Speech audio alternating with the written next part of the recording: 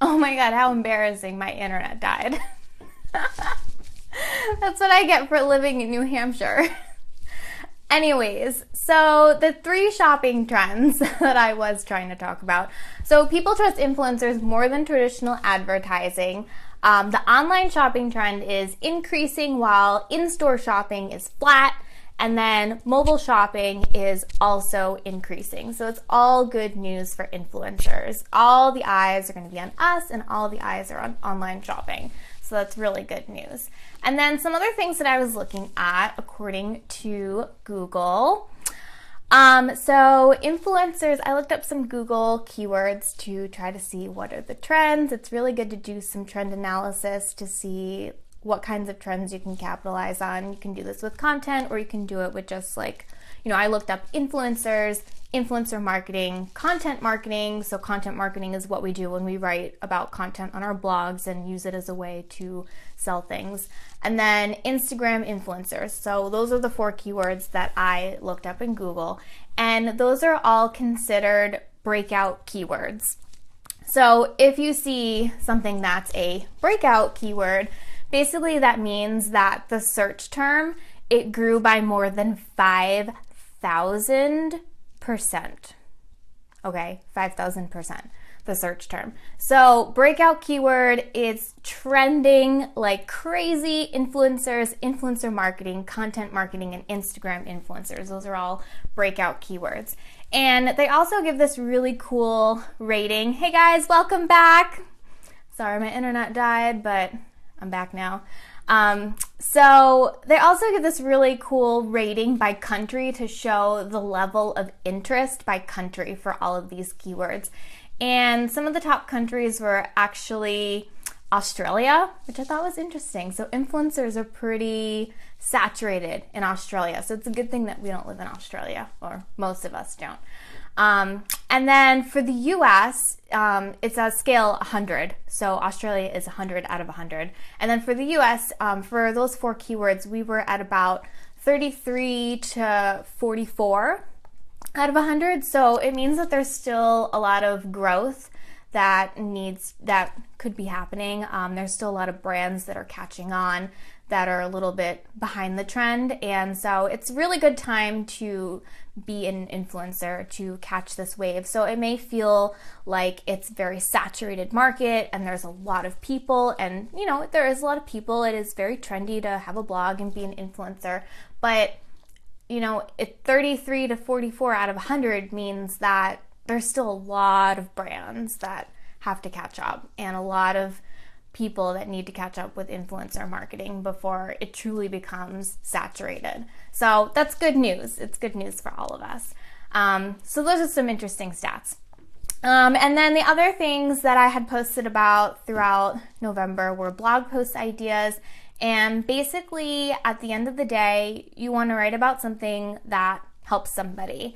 Blogging is part of an inbound marketing strategy. So you want to be people are looking for your content. They want to be taught something. They want to be educated about something. They're seeking ideas. They're seeking inspiration, or they're doing research, or they're vetting their options. So just make sure that at the end of the day, like if you don't know what to write about, just make sure that it's helpful information, whether you're writing about an outfit for a holiday party or a office party or a cocktail that you can make at home, or like throw together a recipe. Like anything that's helpful for someone during the crazy busy season is always good. You don't have to like rack your brains out over it. And then the ways to monetize, this one came out today. So the number 1 is affiliate links. And there's a couple different platforms that you can use for that. There's sponsored content, which I'll talk about next, and then the direct sales program that I mentioned as a creative way. If you want to do direct sales, you can make commission that way. So for the sponsored content, that means working with brands, and this is what I really wanted to just talk about with you ladies. So know your value is the big takeaway for sponsored content. What does that say? I learn more from watching these webinars than from sitting through a 3-hour graduate seminar. Oh, thank you, Rachel. I try to make these dense with content and not take up too much of your time. We're almost done, maybe 5 more minutes. So the big takeaway is know your value with sponsored content. We know that influencer marketing is trending upward. It's not completely at 100 yet on the Google keywords of interest in the United States. And the other part is that don't sell yourself short when you're determining your rates for sponsored content. Know your value and know what you bring to the table. Don't be afraid of no, okay? Embrace it. If a brand says, no, I don't want to pay you, or no, I don't want to send you that, you know what? It wasn't a right fit. Maybe they don't understand what influencer marketing is. I've come across that a lot. I've talked to a lot of brands through doing influencer marketing myself and through talking to brands as, you know, the leader of Style Collective. A lot of brands don't really understand what influencer marketing is quite yet. So if you get a no, don't take it personally. It's not the right time. Move on. Wait for the yes. It will be worth it. Know your value. I know that it's very easy to feel intimidated or feel like you should do stuff for free, but know your value. Stop taking free product. If you have that, you know, over 10,000 followers, I definitely think that that is the threshold where you need to start saying, this is my rate. I think before 10,000 followers, it's good to like practice and do the free product and things like that. But don't sell yourself short. You ladies got this. Like, be confident, know your value, know what you bring to the table. You do this as a side project to, you know, a side hustle, and eventually you want to make it your full-time thing, and you're not going to be able to do that with just taking free products. So, you know, I just wanted to like say that and hopefully give you some confidence to like be like, okay, I'm going to do this. Like, I'm going to put my rate down, and I'm actually coming out with a pitching guide in the next week or two, and it has all different ways that you can determine your rate, not just based on follower count. There's so many different ways that you can like put those numbers together, figure out your rate. So that's coming soon. But the takeaway with being an influencer is that it takes time. You have to be diligent. You have to put in the time. You have to build it day by day. Pin your things on Pinterest when you can. Go on Instagram, promote your content. You'll have followers on Instagram that will want to buy things from you. I promise they're out there. I just got a message from someone last night about Mgemi shoes I posted over the summer, and she's asking me questions about them, and I didn't even know that she like followed me for fashion and that type of stuff. So, you know, you don't know who's following you sometimes, and people watch and they buy things from you. So just be diligent, put in the time. It's a slow build, but it's worth it, and it's fun, and you'll be able to make money from it.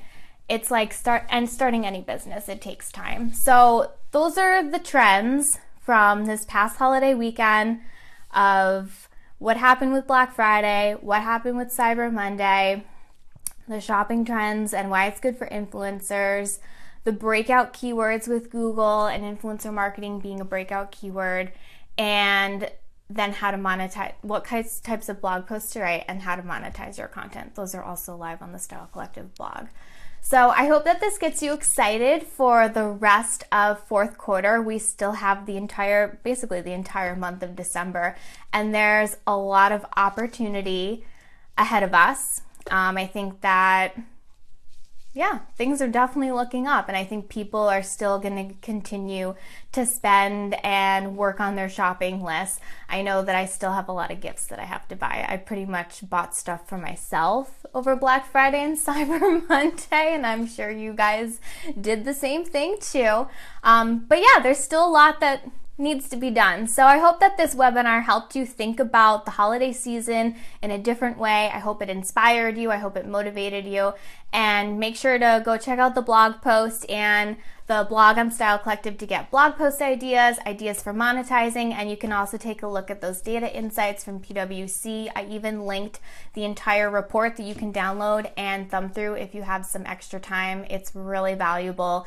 Like I said, I'm a numbers geek, and I look forward to the report every single year. So I hope that you ladies enjoyed this. Thank you so much for taking the time out of your busy schedules to tune in. Sorry I lost internet in the middle of it. It's what I get for living in New Hampshire, but you guys are awesome. You rock. You got this. And I will definitely see you next month for another edition of our monthly webinar. All right, have a great night, ladies. Bye. Mwah.